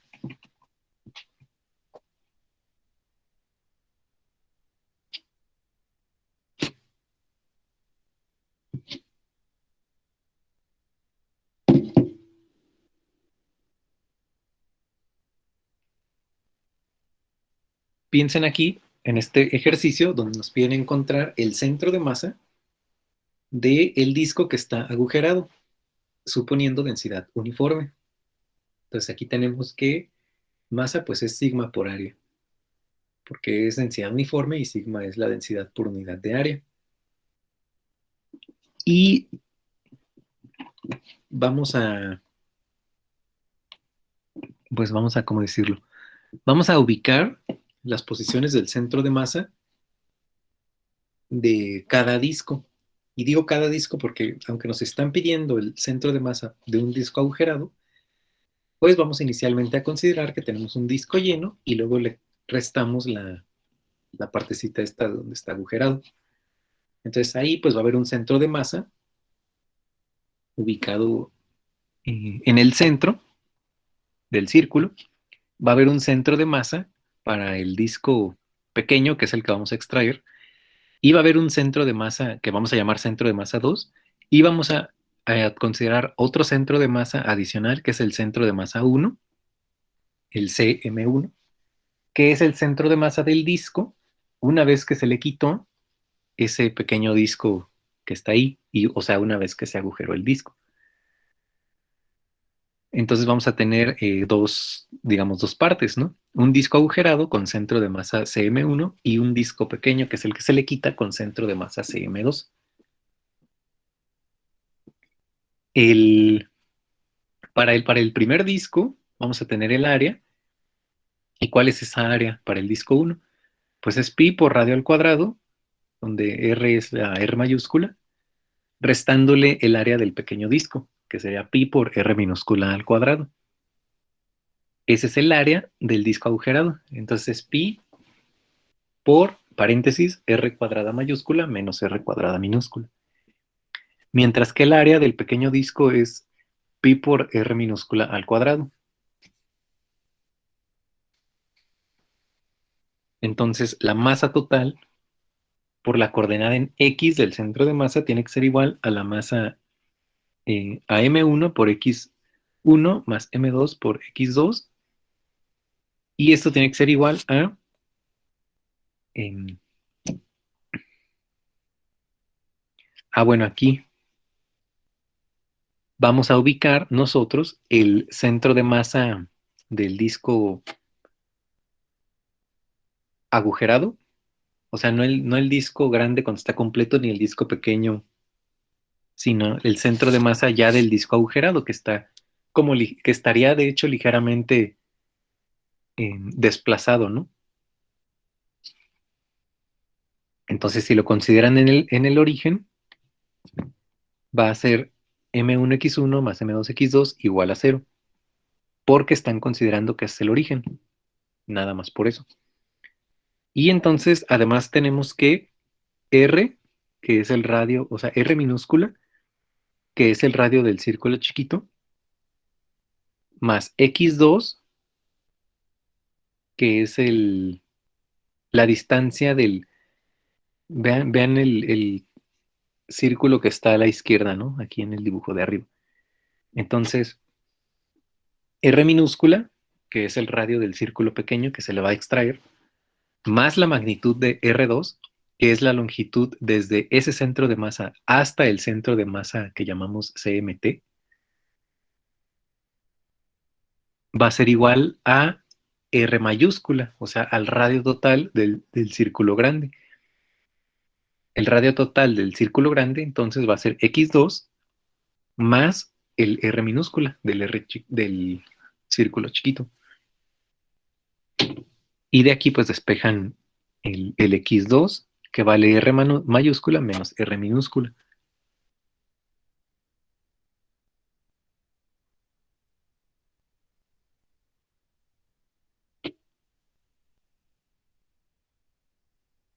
Ahora, si ustedes ubicaron el origen en el centro de masa que llamamos CMT, el centro de masa total del disco completo, digamos, entonces X2 es menor que cero, es negativo porque está a la izquierda. Y esto implica entonces que X2 es igual a menos la magnitud de X2. ¿Y quién era X2? Magnitud, pues era R mayúscula menos R minúscula. Entonces X2 va a ser igual a menos, paréntesis, R mayúscula menos R minúscula. Y con esto, pues podemos sustituir en la expresión que teníamos al inicio de esta página, donde tenemos M1X1 más M2X2 igual a 0. Bueno, pues ahí podemos sustituir X2. Entonces vamos a tener que 0 es igual a M1X1 más M2 por menos, paréntesis, R mayúscula menos R minúscula. Y de aquí pues ustedes pueden intentar despejar X1. Dejan del lado izquierdo X1, tienen M1X1 igual a M2 por R menos R. Y de ahí despejan X1, que sería M2 sobre M1 por R mayúscula menos R minúscula.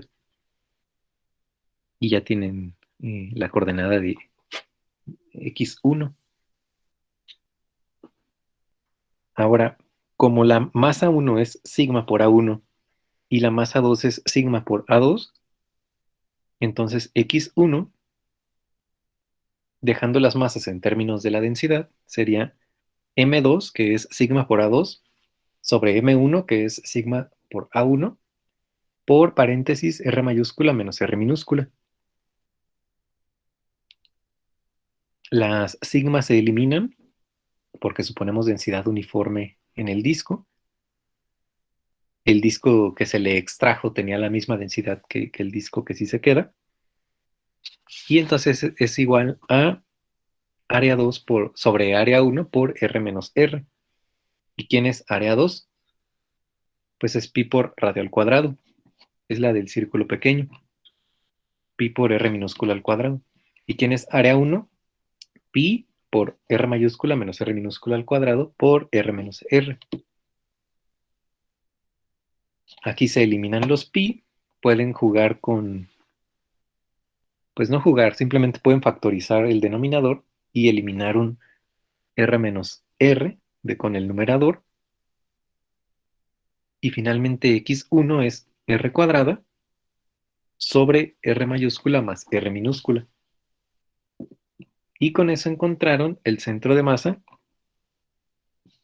para el disco agujerado. Fue muy sencillo, ¿no? Nada más considerar otro círculo que estaba ahí metido y luego sustrayendo esa contribución. Y otra vez, siguiendo los temas que estamos viendo de sistemas de muchas partículas, pues así como analizamos otras cosas, vamos a analizar la segunda ley de Newton para estos sistemas. Otra vez, se tienen varias masas y la ley de Newton nos dice que la fuerza externa neta tiene que ser igual a la masa total por la aceleración. En este caso, las fuerzas externas netas actuando sobre el sistema igual a la masa total del sistema por la aceleración otra vez del centro de masa, donde la masa total pues es la suma de las masas. Y uno puede partir entonces de lo que hemos visto arriba para el centro de masa, y entonces uno parte de que la masa total por el vector del centro de masa es igual a la suma sobre L de las ml por los rl. Y uno puede derivar pues esta ecuación, ¿no? Y si uno deriva a ambos lados, no pasa nada. Entonces derivamos respecto al tiempo y vamos a tener que tenemos la derivada de la masa total por el vector del centro de masa igual a también derivando respecto al tiempo, la suma sobre L de ml rl. Y esto nos da la masa total por la derivada del centro de masa respecto al tiempo igual a la suma sobre L de ml por la derivada de rl respecto al tiempo. Aquí hay que notar que la derivada del r del centro de masa respecto al tiempo es la velocidad del centro de masa y que la derivada de rl respecto al tiempo es la velocidad L o de la partícula L. Entonces vamos a tener, o vamos a volver a derivar a ambos lados.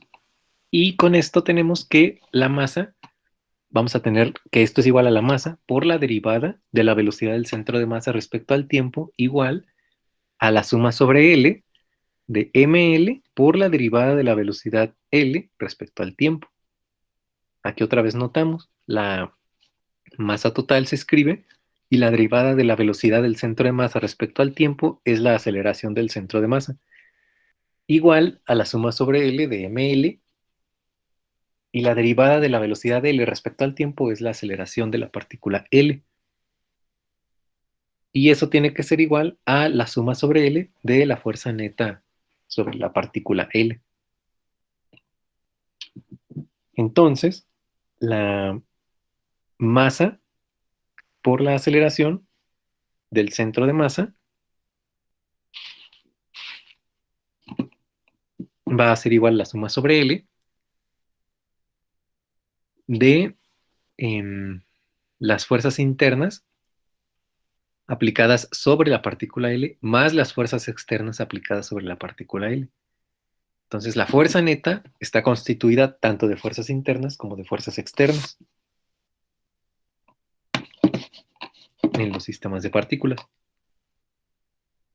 Entonces, la suma sobre L de las fuerzas internas va a ser igual a la fuerza interna de la partícula 1 más la fuerza interna de la partícula 2 más las fuerzas internas sobre la partícula 3, o sea, las fuerzas internas sobre cada una de las partículas. ¿Y cuáles son estas fuerzas internas? Bueno, pues son F2 sobre la partícula 1 más F3 sobre la partícula 1 y, y las demás, ¿no? Luego, ¿qué más? La fuerza menos la fuerza de la partícula 1 sobre la partícula 2 más la fuerza de la partícula 3 sobre la partícula 2 más la fuerza de la partícula 1 sobre la partícula 3 más la fuerza 2 sobre la partícula 3 y así. O sea, es como considerar todas las fuerzas sobre cada una de las partículas. Pero aquí uno se va a dar cuenta que va a haber fuerzas que se van anulando. La fuerza de la partícula 2 sobre la partícula 1 es la misma que la de la partícula 1 sobre la partícula 2. Entonces tienen la misma magnitud, pero en sentido opuesto. Entonces, esto nos permite ver que las fuerzas se van a ir eliminando uno a uno por pares para las fuerzas internas. Entonces, la suma sobre L de las fuerzas internas es cero. Y eso nos deja solamente con la parte de las fuerzas externas. Entonces, la masa total por la aceleración del centro de masa es igual a la suma sobre L de las fuerzas externas sobre L, porque ya vimos que las fuerzas internas se están eliminando por pares. Por lo tanto, la fuerza externa neta va a ser igual a la masa por la aceleración del centro de masa. Y esta es la segunda ley de Newton para sistemas de muchas partículas. El centro de masa del sistema se va a mover como una partícula que tiene masa igual a la masa total, la suma de las masas, bajo la influencia de la fuerza externa neta que actúa sobre el sistema. Entonces, por eso está aquí, que la fuerza externa neta es igual a la masa total por la aceleración del centro de masa.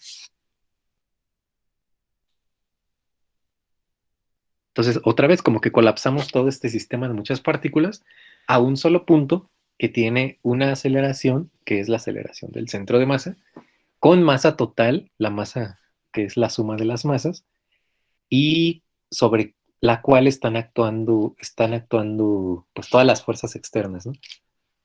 Todas las fuerzas externas actuando sobre el centro de masa. Entonces, otra vez, como que es muy, muy útil simplificar todo y considerar todas las fuerzas actuando sobre el centro de masa, que el centro de masa tiene masa total y que se mueve con aceleración del centro de masa.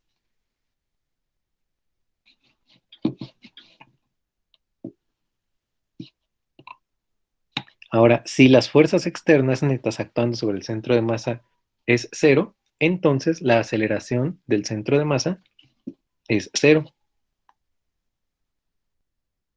Entonces la velocidad o es cero o es constante.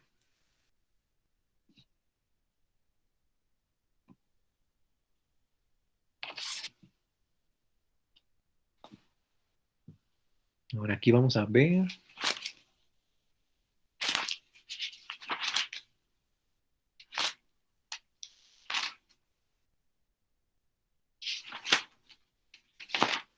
Vamos a ver un problema.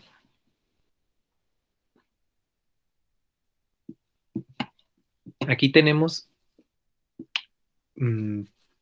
piensen, o sea, es un objeto, ¿no? Que se lanza como un cohete o algo así y hace una trayectoria parabólica y entonces en la parte más alta, pues el objeto se parte en dos y uno de ellos cae y el otro continúa moviéndose en el aire. La,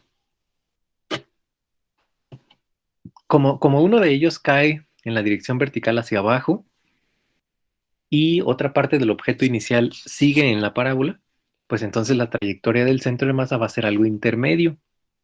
Ni va a caer hacia abajo verticalmente, ni tampoco va a seguir la misma parábola que sigue el otro pedazo de, del cohete que fue lanzado, sino va a ser una trayectoria intermedia entre ambos. Entonces va a ser la trayectoria que está aquí especificada con rojo. Ahora, el problema nos da, o bueno, nos dice que eh, la parte que cae verticalmente, la parte que se suelta, se ubica a una distancia x1 del origen, mientras que la otra parte que sigue con su trayectoria se encuentra a una distancia x2 del origen, y la parte donde, digamos, cae el centro de masa es una distancia r, y nos dicen que r es 55 metros. Nos piden encontrar x2, que es la distancia a la que cae la parte del objeto que se siguió en la trayectoria parabólica.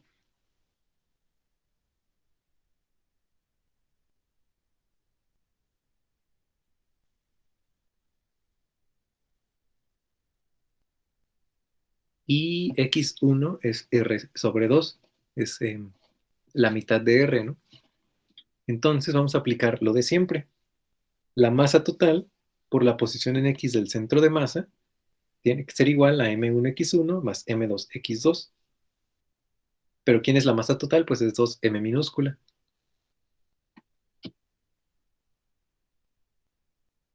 Y la posición del centro de masa es r sobre 2. Entonces tenemos 2m, no, perdón, es r. Entonces tenemos 2m por r igual a m1x1. Ah, y bueno, aparte suponemos que la masa total del objeto que se lanzó es 2m y se partió en dos partes iguales. Entonces, por eso la masa total es 2m y tenemos que 2m por el x del centro de masa, que es r mayúscula, es igual a la masa m1, que es una m solita, por x1, que es r sobre 2, más la masa 2, que es m minúscula, por x2. Y x2 es lo que nos pide encontrar. Y de aquí, pues, muy fácil. O sea, tenemos 2r mayúscula menos r sobre 2 igual a x2. Entonces, x2 es 3 medios de r ¿Cuánto vale R? Pues 55 metros, entonces X2 es 82.5 metros. Fue muy sencillo encontrar aquí la posición de X2, simplemente aplicando la definición del centro de masa. Y en este otro problema, tenemos a dos personas en un bote. Vamos a llamarle Pedro a la persona 1 y Carlos a la persona P2. Y entonces está el centro de masa del sistema. Y lo que va a pasar es que ellos van a cambiar lugares. Pedro se va a ir a la derecha y Carlos a la izquierda. Y eso va a hacer que el centro de masa va a cambiar.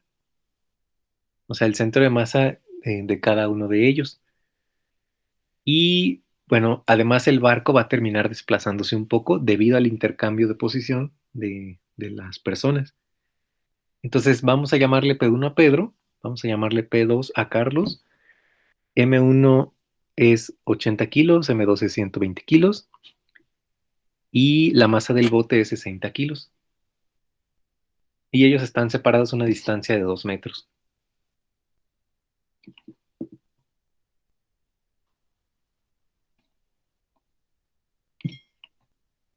Entonces, cuando ellos cambiaron lugares, si se fijan en el dibujo de abajo, ya ellos están en los lugares opuestos. La barca se movió a la derecha a una distancia delta X. Por lo tanto, el centro de masa del barco también se movió a una distancia delta X a la derecha.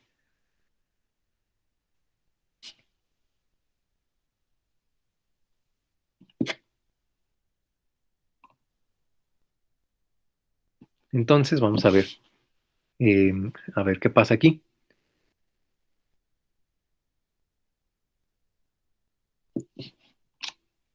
O sea, aquí hay como dos conceptos importantes que no hay que confundir. El primero es el centro de masa del sistema completo. El centro de masa del sistema completo no va a cambiar porque el sistema no está cambiando.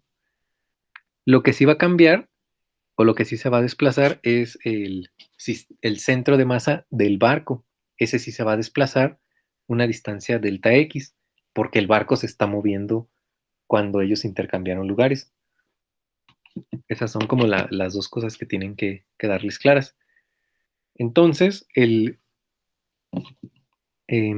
la posición final de Carlos va a ser igual a delta X. ¿Cuánto se movió Carlos respecto al eje, más bien respecto a la referencia ubicada en el eje X?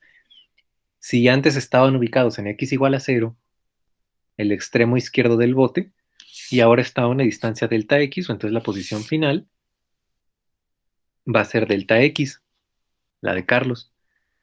Mientras que la de Pedro va a ser la distancia D, que es la distancia que están separados, más esa distancia adicional, que es delta X. Esa es la posición final de Pedro. ¿Y cuál es la posición final del barco? Pues es la posición inicial que tenía el barco, XY, más el delta X que se desplazó.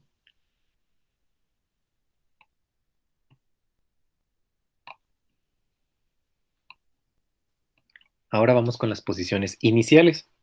La posición inicial de Carlos, como estaba antes en el otro lado, como se ve en este dibujo de arriba, la posición inicial de Carlos antes era D, la distancia que los separaba a ambos. Mientras que la posición inicial de Pedro era 0 porque Pedro coincidía con el 0 del sistema de referencia y la posición inicial del barco era XY. Aquí no hay fuerzas externas, por lo tanto, si no hay fuerzas externas no va a haber aceleración. O sea, la aceleración del centro de masa es 0, o lo que es lo mismo, la velocidad del centro de masa era constante, pero constante puede ser una cantidad o puede ser 0. Y resulta que ellos, Carlos y Pedro, estaban en reposo. Entonces la velocidad del centro de masa era 0. Y entonces la masa total por la posición del centro de masa antes tiene que ser igual a la masa total por la posición del centro de masa después. Aquí porque no hay fuerzas externas, por eso se está cumpliendo esta relación.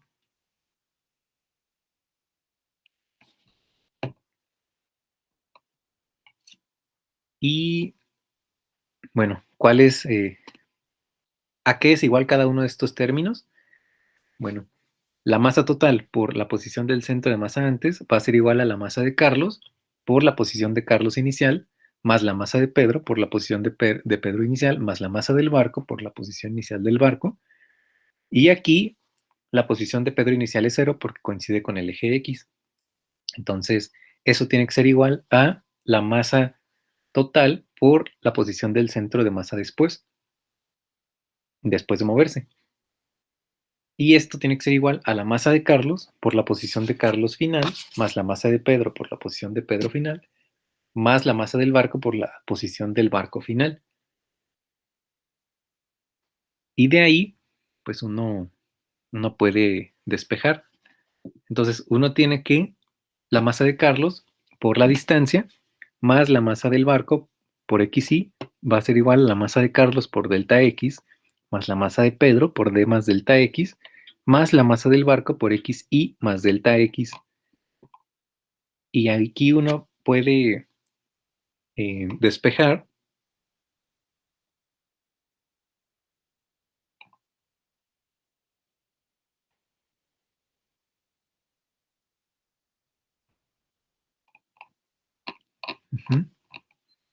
Aquí uno puede despejar. Entonces, la masa de Carlos por la distancia más la masa del barco por la XY es igual a la masa de Carlos por delta X más la masa de Pedro por D más la, o sea, aquí separaron lo del paréntesis, entonces la masa de Pedro por D más la masa de Pedro por delta X más la masa del barco por XY más la masa del barco por delta X. Y esto les permite eliminar de un lado y del otro un término de la masa del barco por XY. Entonces la masa de Carlos por la distancia va a ser igual a, y pueden factorizar aquí los términos con delta X, delta X por MC más MP más MB, más, aparte, la masa de Pedro por la distancia. Pero esto que está dentro del paréntesis, que es MC más MP más MB, es la masa total. Entonces, esto nos dice que la masa de Carlos por la distancia menos la masa de Pedro por la distancia tiene que ser igual a la masa total por el delta X. Y por lo tanto, el delta X va a ser igual a, factorizando la distancia, la masa de Carlos menos la masa de Pedro por la distancia sobre la masa total. Y tenemos todos esos datos. Tenemos los 120 kilos menos los 80 kilos por la distancia, que es 2, sobre la masa total, que incluye la del bote, que es 120 más 80 más 60, y eso les da 0.308 metros. Entonces, ese delta X es lo que se desplazó este barco cuando ellos intercambiaron lugares. Y listo. O sea, aquí lo único que utilizamos pues, fue la conservación y aplicamos otra vez las fórmulas que involucran a las posiciones del centro de masa y pues eso es todo. Entonces aquí dejamos esta clase. Si tienen dudas, pues pueden preguntar y nos vemos el miércoles en todo caso.